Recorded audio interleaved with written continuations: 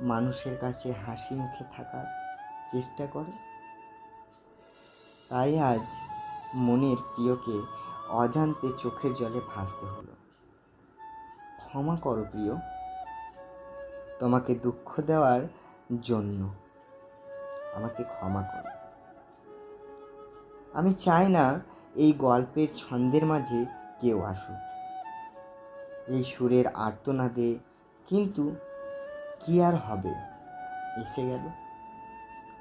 অন্য কেউ গল্পের সুরের ছন্দের মাঝে, তার জন্য দুঃখ দিলাম তোমায়। আমাকে ক্ষমা করো প্রিয়, এই অভাগা প্রেমিককে। তোমার কান্নাতে আমি দুঃখিত। আমাকে ক্ষমা করো প্রিয়। ধন্যবাদ।